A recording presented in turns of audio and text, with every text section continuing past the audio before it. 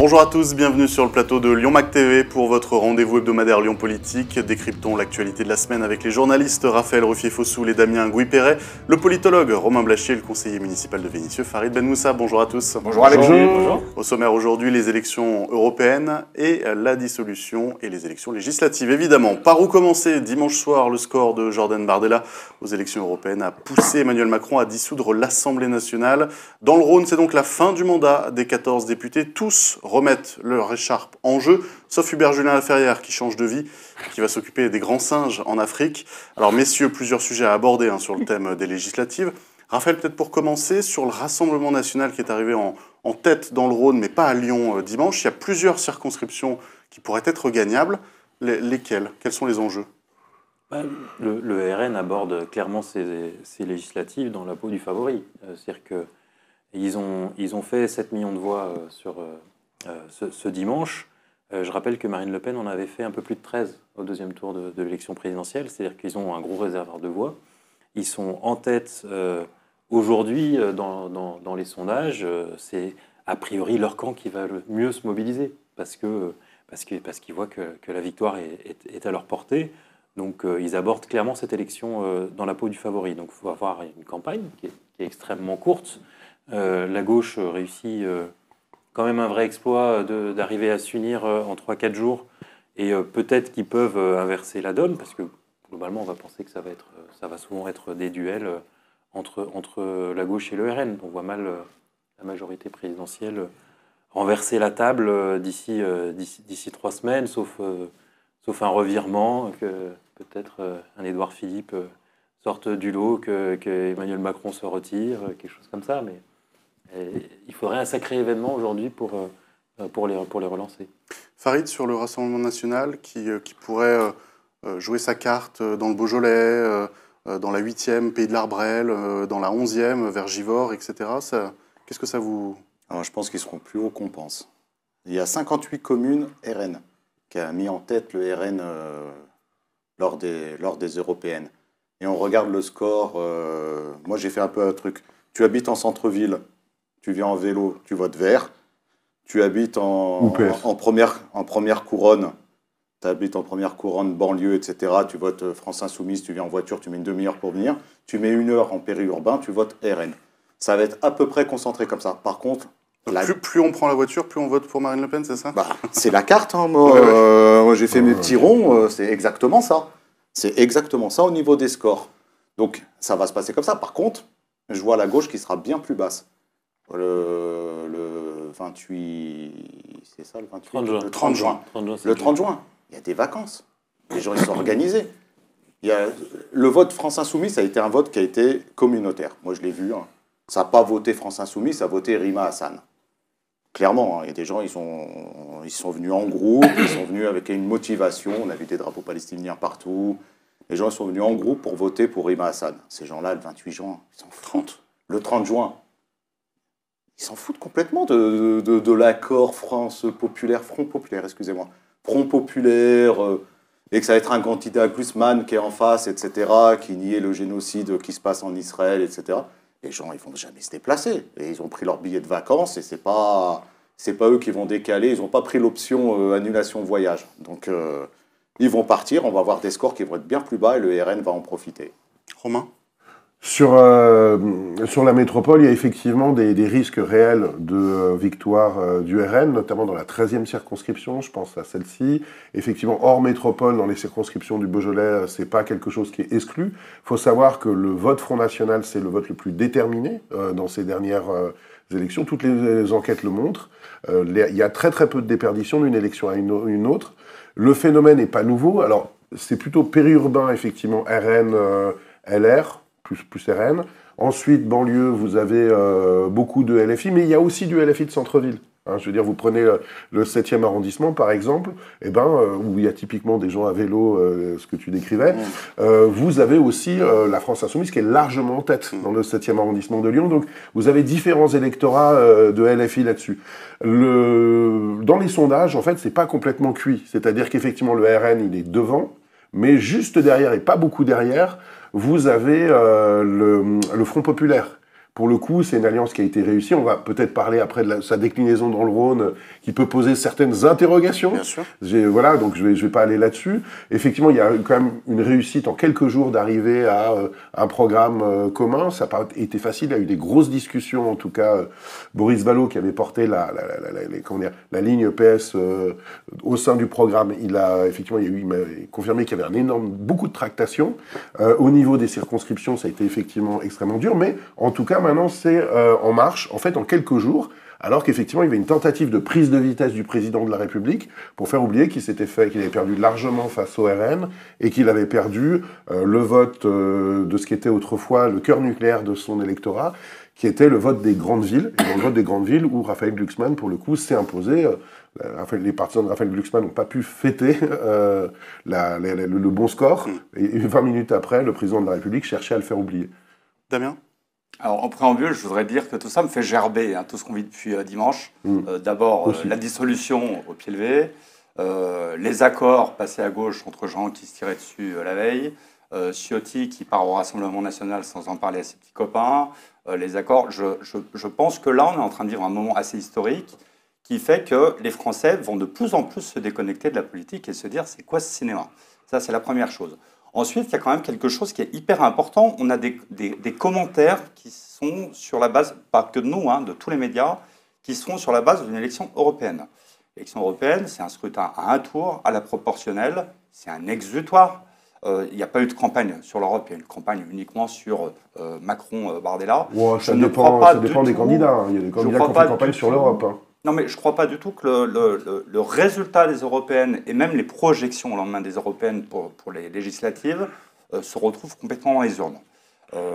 D'abord, en 15 jours ou 3 semaines, il peut se passer beaucoup de choses. À une législative qui a un scrutin uninominal à 2 tours, on a une tendance à voter utile, même parfois contre son propre camp, dès le premier tour, ce qui ne se fait pas aux européennes parce qu'on est une élection proportionnelle. Je pense qu'il y a beaucoup de choses qui vont se dégonfler. Alors oui, il y a une dynamique Rassemblement national, oui, il y a une dynamique LFI. Je pense qu'on ne va pas retrouver dans les urnes législatives cette dynamique-là, parce que, et ça a été très bien dit par plein de politiques, ce sont 577 élections. Il y a des sortants qu'on apprécie, peu importe parfois leur étiquette politique, parce qu'il y en a qui font du boulot. Il y en a qui sont élus parfois sous certaines étiquettes pour lesquelles on aurait eu tendance à voter aux législatives et qui sont en train de se faire tirer dessus à boulet rouge parce qu'on ne les avait jamais vus. Je pense à la 14e circonscription où il y a un député sortant, tout le monde dit « il est passé où ce député, il fait quoi, on ne l'a jamais vu ?» Donc je pense que le vote aux législatives ne sera pas du tout le même. Donc il faut être très très prudent. Et en fait, là je pense que ce sont les médias qui crée cette dynamique en disant le Rassemblement national va gagner, LFI va gagner, etc. Et les autres, c'est pas LFI, c'est Front Populaire. Donc il y a différents partis. Le seul vainqueur à gauche, ça sera LFI. Pas forcément. Les socialistes, Glucksmann s'est fait complètement bouffer la haine sur le dos. Les communistes sont en train de se faire bouffer la haine sur le dos. Localement, c'est autre chose, mais au niveau national, il va y avoir plus de députés socialistes à la fin. L'électeur social-démocrate aujourd'hui, qui a fait aux européennes un score meilleur que LFI et qui est en train de se faire bouffer par LFI, je ne sais pas si c'est bouffé pour LFI. Je suis un électeur social-démocrate, je ne me sens pas bouffé là-dessus. Dans le Rhône, c'est autre chose. Romain, je ne suis pas sûr que le social-démocrate qui s'est dit chouette. C'est bien de parler à la place des sociodémocrates. Ce que j'adore chez les sociodémocrates, c'est qu'ils ne vous laissent pas finir vos phrases. Voilà. Donc, alors, j'aimerais finir la phrase. J'aimerais bien qu'on parle pas à la place des sociodémocrates. Simplement. Un social-démocrate qui fait 14-15% aux européennes, qui est largement devant LFI, qui aujourd'hui se fait bouffer dans un accord très clairement, c'est-à-dire qu'il était revenu à peu près dans la social-démocratie pour repartir chez des révolutionnaires. Je suis désolé, il y a une grande partie de cet électorat qui ne va pas s'y retrouver. Je crois que je connais un peu mieux les sociodémocrates que toi. Je ne suis pas sûr que ce soit aussi simple. Romain, allez, on termine sur ça et après on redonne la parole à Raphaël. Mais c'est juste pour dire que le résultat des européennes, ce n'est pas ce qu'on va retrouver. Les médias aujourd'hui partent de ce résultat-là et font une projection avec ces voix-là sur des législatives. C'est un non-sens. C'est comme quand on a un sondage pour les municipales à Lyon qui est un sondage global, alors qu'on devrait avoir un sondage par arrondissement. C'est exactement la même chose. Donc moi, je pense que La République En Marche ne va pas se rétamer autant qu'on l'annonce, parce qu'il y a toute une partie de la droite dégoûtée parce que fait Ciotti qui va se rapprocher de La République En Marche, et il y a toute une partie des sociaux-démocrates qui ne vont pas se retrouver dans cet accord qui est aussi contre nature et qui vont revenir vers la République en marche. Je pense vraiment pas, vu les dernières mesures qu'ils ont prises sur l'immigration et les retraites, je suis pas sûr. Ça, c'est la démonstration de la démocratie. À chaque fois que tu parles des sociodémocrates, à la place des sociodémocrates, il faut ne pas être social-démocrate et pouvoir en parler. Damien Romain, on commence à tourner en rond. Raphaël, pour rebondir. Non, mais ce qui est frappant, c'est vraiment la diabolisation des différents camps politiques. C'est-à-dire que ces dernières années, pour gagner une élection, il fallait être face au Front National, c'était pratique. Il y avait une espèce de front républicain. Ouais. Et finalement, la vie politique s'est organisée à qui sera sélectionné face au Rassemblement National. Et puis pour être sélectionné, du coup, on va se diaboliser entre les camps. Ouais. Et donc, du coup, quand vous écoutez les gens de gauche parler de LR, ils vont les décrire finalement avec beaucoup plus de virulence, même que le Rassemblement National. Quand vous entendez des gens de droite parler de la France Insoumise ou des listes de Front Républicain de la gauche, honnêtement, de Front Populaire aujourd'hui, honnêtement, les qualificatifs qui sont donnés à ce rassemblement de forces de gauche, c'est quand même assez fou. On n'est pas du tout sur un rassemblement qui est antisémite. C'est complètement fou d'aller dire ça. Ouais. Le gouvernement s'amuse à dire ce genre de choses. Vous avez quand même un parti qui est vraiment héritier des antisémites. Alors ils ont mis un peu de l'eau dans leur vin là-dessus, mais ils sont vraiment aujourd'hui toujours xénophobes. Et vous allez faire croire que le vrai danger, il serait à gauche. Le programme de Front... Moi, j'essaie d'analyser, je ne donne pas une opinion. Le programme du Front Populaire aujourd'hui, comparez-le au programme de la gauche en 81, vous verrez qu'il c'est quand même extrêmement raisonnable par rapport à ce que la gauche pouvait produire comme programme il y a 40 ans. On est 50 ans plus tard, quand même. Heureusement que le programme n'est pas le même. Je vous propose aussi qu'on rebascule sur le local. Parce que là, alors, si vous voulez, rebasculant sur le local, je n'avais pas répondu tout à l'heure sur les circonscriptions. En gros, le RN peut gagner toutes les circonscriptions entre la 8 et la 13. Il y en a partout où il dépasse 30-40%, enfin l'extrême droite dépasse 30-40%. La logique électorale fait qu'ils ont une vraie chance de l'emporter. Sauf la 12 peut-être. Oui, la 12, c'est Oulin, Sainte-Foy. La 12, c'est moins un danger. Je pense pas qu'ils en gagnent 5 ou 6. Mais en fait, ça va vraiment dépendre de la dynamique nationale. C'est-à-dire qu'ils sont à un niveau où, s'ils réussissent leur campagne de deuxième tour, en toute logique, ils devraient avoir la majorité absolue. Et en toute logique, ils devraient effectivement gagner 2, 3, 4, peut-être 5 circonscriptions dans le Rhône. C'est vraiment historique. Je rappelle que dans le Rhône, sous la 5e, l'extrême droite n'a jamais gagné de député, si ce n'est en 86 à la proportionnelle. Mais quand c'était dans des circonscriptions, ils n'ont jamais été majoritaires sur un territoire dans le Rhône. Là, ils peuvent l'être dans 2 à 6 circonscriptions. Les Républicains et Macron, à force de jouer avec le feu, ils y sont arrivés. Comme disait Raphaël, c'était vraiment facile de jeter le feu sur la gauche en disant « Regardez cette équipe d'antisémites, je vais aller à Valeurs Actuelles en parler, je vais au JDD, je vais sur CNews, je vais parler avec l'extrême droite, ça c'est des gens raisonnables, regardez, les Français les ont pris au sérieux. Ok, c'est des gens raisonnables, je peux voter pour eux. J'ai plus honte. Moi j'ai des gens avant, le vote RN, ils m'en auraient jamais parlé. Aujourd'hui c'est normal. Les gens ils me disent, oh, je vais voter RN, c'est la vraie droite aujourd'hui, je vais voter. Résultat, à force de dédiaboliser, ça leur retombe dessus. Mais aujourd'hui quand on regarde localement, puisqu'on revient sur le local, on revient localement, quand je vois aussi les accords qui se passent, le PCF qui tête de liste dans la 11e, quand on voit leur score, ils ont fait 3%. À Vénissieux dans le 42 ou 45% pour LFI, Michel Picard a demandé la tête de liste à 3% dans les votes. À la 3%, on s'est dit, oh, tête de liste. Dans les fronts, ça ne peut pas marcher. Si eux-mêmes... Elle ne l'a pas eu. Elle ne l'a pas eu. Mais si eux-mêmes n'ont pas la capacité de se dire, on va faire front commun pour empêcher le RN de venir... Mais les baronnies locales qui veulent à tout prix avoir leur place et leurs subventions qui vont avec, c'est qu'ils sont devenus fous. C'est le principe d'une négociation politique. Ils font peut-être que 2,5%, et ça doit se traduire par quand même 5% des députés à l'Assemblée nationale. Et pour ça, même s'ils sont minoritaires partout au sein de la gauche, il faut bien leur réserver des circonscriptions. C'est même pas minoritaire. Le parti animaliste était devant eux. Moi, je vote pour le chien. Vraiment, le miaou, il est mignon, je vote pour lui. Le parti animaliste était devant le PC à Vénissieux ? Oui. Il faut aller regarder. C'est pas à Vénissieux. Regarde le score. Dans la circo à Vénissieux, non, pas Vénissieux, dans la circo en global, excusez-moi. Parce que dans la Vénissieux, ça aurait été quand même un truc. C'est une députation. C'est une députation. Il n'y a pas que Vénissieux qui vote. Il y a les gens de Fézin, les gens, etc. Et les Miaou, il est passé devant. Donc, si Miaou, il passe devant, elle arrive, elle sait dire qu'elle n'a même pas peur du RN. Elle sait que si c'est elle, la tête de liste, c'est le RN qui passe dans le coin. C'est quasiment sûr et certain, parce que les scores que Michel Picard avait fait contre la France Insoumise, elle avait fait, quand elle s'était présentée contre eux en 2017, si je ne me trompe pas, elle a fait 3% à Corba.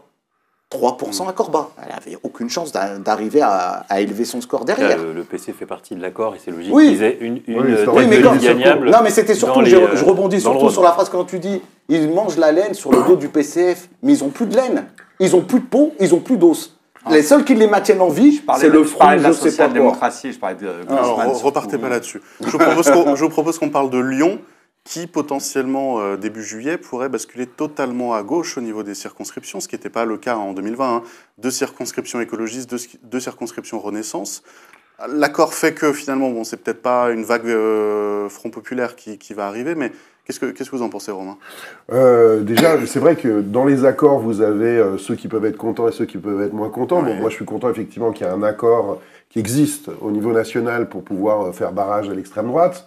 Effectivement, sur le Rhône, il faut penser qu'il y a eu un énorme poids de Bruno Bernard qui s'est allié à LFI pour réserver. Vous prenez la carte des circonscriptions ingagnables pour la gauche, et c'est là où ils ont mis des socialistes.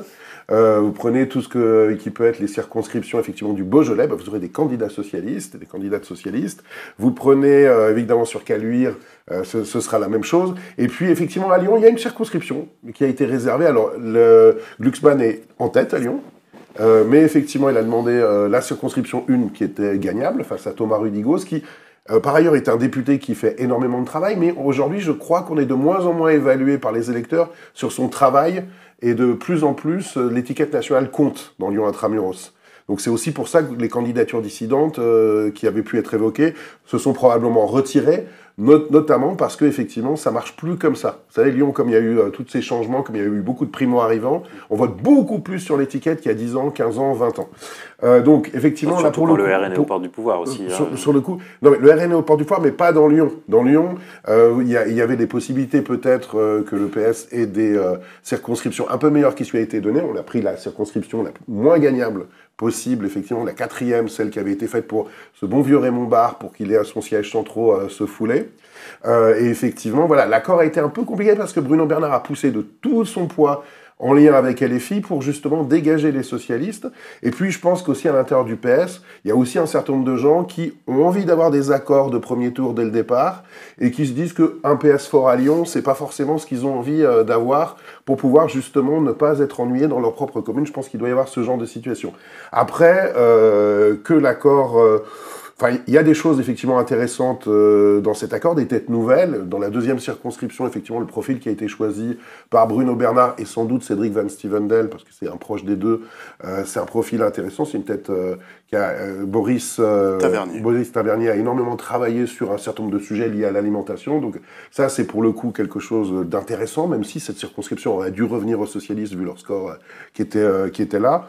Voilà, après, effectivement, reste en banlieue le vrai danger du RN. peut-être pas de bons candidats à proposer. Dans beaucoup de circonscriptions, il y avait beaucoup de bons candidats à proposer. Ça ne vous a pas échappé en tant qu'observateur qu'il y avait un certain nombre de gens qui étaient intéressés par cette circonscription là-dessus. Mais en tout cas, c'est effectivement un bon candidat pour le coup. Ça évite certains hiérarques divers et variés qu'on aurait pu avoir. Damien, Lyon qui serait potentiellement tout à gauche, et puis une potentielle aussi disparition des députés LR dans le Rhône. Pour les Républicains, il faut bien faire la part des choses entre le Rhône et Lyon Intramuros. C'est vraiment un paysage très différent. Je pense que dans Lyon Intramuros, la montée du Rassemblement national, même si la gauche arrive en tête, fait que, d'abord, va falloir voir le taux de participation législative. Je pense qu'on aura un taux de participation qui devrait être très élevé. Ça peut changer la donne. N'oubliez pas que c'est le premier week-end des vacances scolaires aussi. Oui, mais je pense que les gens ont pris la mesure de l'urgence et de la gravité de la situation, et que le maximum de gens vont s'organiser. Moi, j'ai eu plein de coups de fil de gens qui m'ont demandé si je pouvais prendre leur procuration, parce que le lendemain de la dissolution, j'avais des coups de fil. Et je pense que c'est en train de s'organiser dans tous les partis pour essayer de faire participer massivement. Ça va changer la donne, ça veut dire qu'il y a quand même un réservoir de 10-15% de votants en plus qui peut quand même faire la bascule. Je vais vous prendre l'exemple de la circo que je connais le mieux, la 4e circonscription du Rhône. Sortante, Anne Bruniera, République En Marche, avec la dernière fois, Badoire écolo, qui était quand même très élevé, et le 3e larron, Pascal Blache, maire du 6e arrondissement, qui atteint les 16 et quelques %. À l'époque, on n'a pas de Rassemblement national. Aujourd'hui, avec un Rassemblement national, ça peut rééquilibrer tout ça, et finalement, la sortante qui pourrait être menacée sur le papier aujourd'hui le sera peut-être moins, parce qu'on va avoir un 4e interlocuteur qui va peser dans l'électorat. Il ne va pas prendre toutes ses voix chez Pascal Blache, enfin, qui n'est pas candidat d'ailleurs. Mais, donc ça va changer la donne, parce que cette montée du Rassemblement national dans Lyon va peut-être aider les sortants à rester en place finalement, et on va se retrouver sans doute avec pas mal de triangulaires. Ça va aussi changer la donne pour la prochaine fois. Donc je n'ai pas le sentiment que ce soit la révolution dans Lyon. Le plus menacé, c'est Rudy-Gose, parce que la dernière fois, il a gagné avec très peu d'avance, et c'est vrai que pour lui, ça va être très compliqué. C'est une circonscription qui évolue sociologiquement, comme la 4e, qui avait été taillée pour Raymond Barre, mais on parle des années 80-90. Aujourd'hui, cette circonscription, d'un point de vue sociologique, c'est plus une circonscription de droite marquée au fer rouge de droite, élue au premier tour sans faire campagne. Donc la sociologie lyonnaise, elle change beaucoup. Donc c'est vraiment ce qui va changer la donne, c'est la participation, et c'est le fait que le Rassemblement national soit haut. Ça va bousculer tous ces arrondissements, et je ne suis pas sûr, finalement, que ce soit perdant pour La République En Marche quand ils ont des sortants. Je rebondis sur la première circonscription, Raphaël, qui potentiellement est gagnable pour la France insoumise, qui pourrait aussi, qui devrait conserver la 6e et la 14e, qui pourrait aussi gagner la 7e. Ça ferait 4 députés insoumis dans le Rhône. Aucune autre force de gauche peut prétendre à mieux, peut prétendre à autant. La France insoumise qui deviendrait la première force de gauche dans le département, c'est impressionnant, en sachant qu'ils n'ont pas de grandes figures locales. Ça peut bouleverser les choses pour les prochains mois, les prochaines années.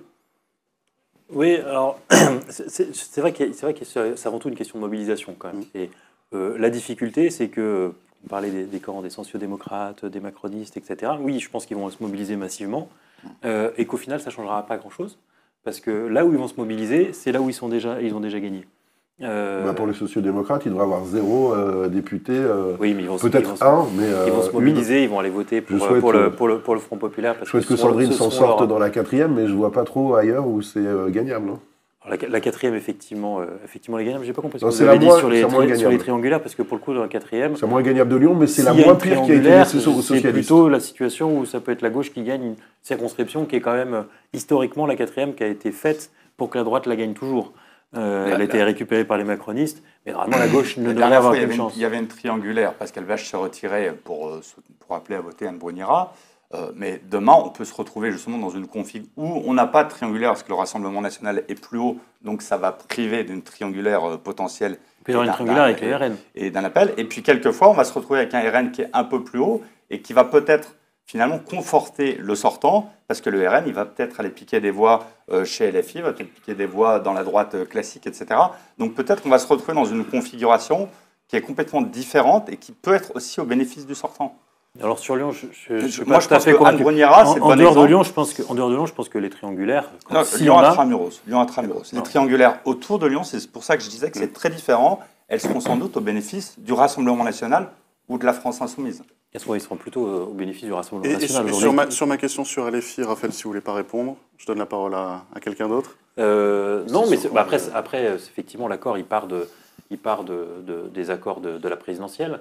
Mais localement, est-ce que LFI, maintenant, c'est l'interlocuteur principal à gauche ? Aujourd'hui, ce qui est LFI a réussi une implantation dans les quartiers les plus populaires. L'analyse que faisait Farid tout à l'heure était pour le coup pas fausse, en fonction de comment les gens se déplacent, comment ils votent. Mais en tout cas, LFI, aujourd'hui, est très fort dans les banlieues, là où les sociodémocrates ont un peu disparu. Les écologistes ne sont pas forts, donc c'est assez logique au final. Moi, je pense qu'il y a quand même un vote gazeux, c'est la France insoumise. C'est-à-dire qu'on les voit, ils sont vraiment forts sur cette élection. Mais moi, je maintiens dans le coin où je suis, pas en centre-ville. Ça n'a rien à voir, ce n'est pas les mêmes électeurs. Il y a peut-être une petite pourcentage, mais il y a vraiment eu un vote sur Rima Hassan qui ne vont pas retrouver le 28 juin. Même si la guerre continue, etc., ce n'est pas Rima Hassan qui est porté en nu et en tête de liste, etc. Vous savez qu'un Kader Lamar, par exemple, ne peut pas gagner dans la 7e. Non, mais lui, il va raser tout le monde. Mais, parce qu'il y a, il y a le secteur, mais il y a le vote qu'on s'attend qu'il soit aussi fort, etc. dans certains lieux, je pense qu'il peut y avoir... Les autres, ils ont déjà gagné. Voilà, mais ils ont peut-être... Je suis pas sûr. Franchement, là... Vous pensez que les députés LFI peuvent dans la 14e, je pense qu'ils peuvent perdre.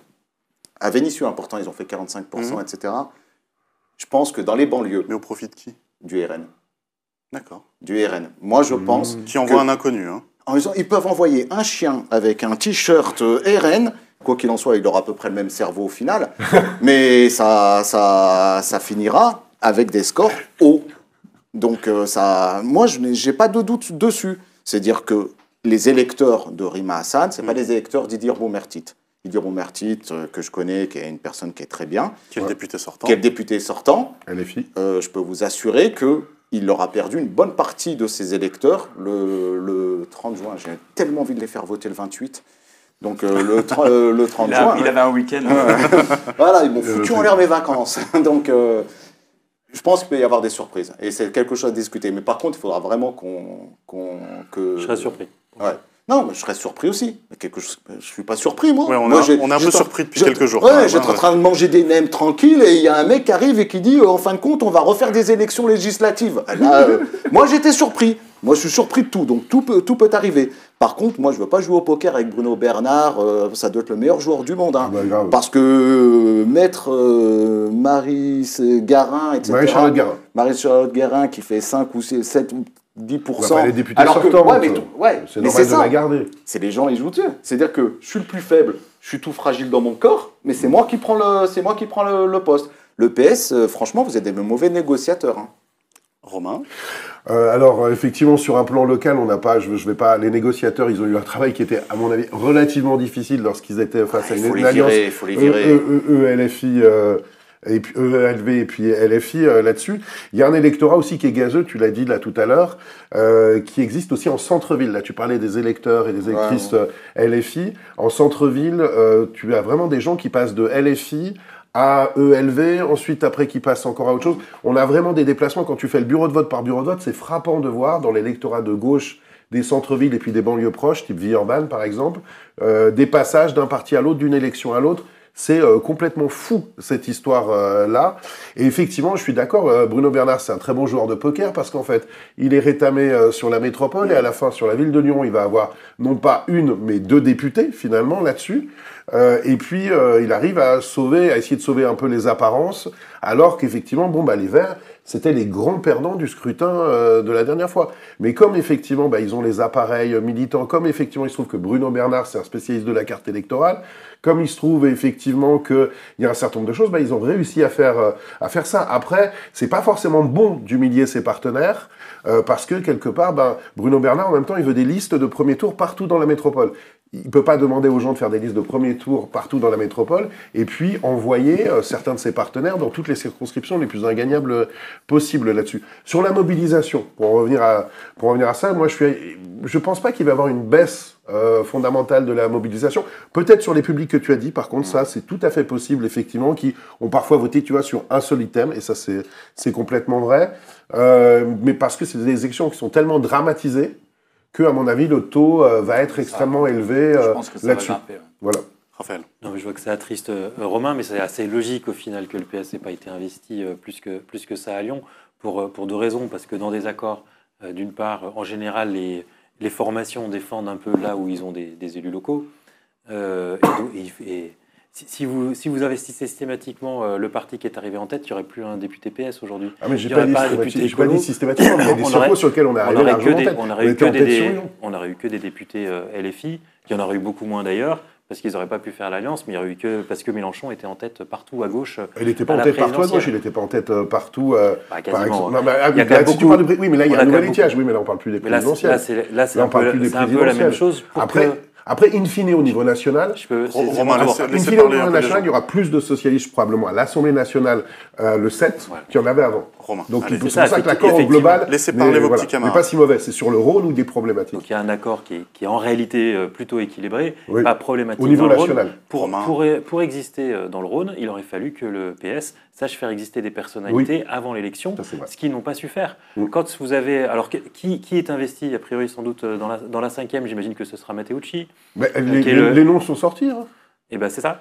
Oui, bien sûr. Voilà, je n'avais pas la liste des noms. Donc c'est Matteucci qui est le premier fédéral du PS. Donc finalement, la principale figure du PS a été investi dans sa circonscription, là où il veut gagner à Caluire. C'est relativement logique. C'est pas la faute des partenaires si le PS s'est choisi son champion à Caluire.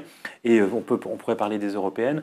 On avait une candidate qui a été élue, d'ailleurs députée européenne dans l'agglomération, qui n'était pas forcément celle qui a été la plus visible et qu'on n'a pas forcément le plus entendu dans la campagne.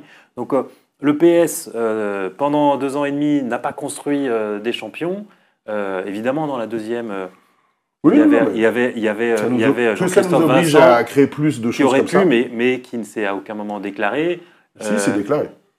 Voilà, pas ces derniers jours. Ah si, c'est déclaré candidat, clairement, là, pour le coup. Mais pas grand, bien placé pour le savoir. Pas grand renfort de compète. Il s'est déclaré dans des compétitions internes. Il ne s'est pas déclaré publiquement candidat. Je pense qu'il préparait. Il a été pris de court parce qu'il préparait son implantation de manière assez intelligente pour dans 2 ans.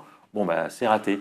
Mais réellement, quelle est la personnalité socialiste aujourd'hui dans l'agglomération lyonnaise qui n'a pas été investie alors que les gens se disaient, si, lui devrait être député ou elle devrait être députée, je ne la vois pas.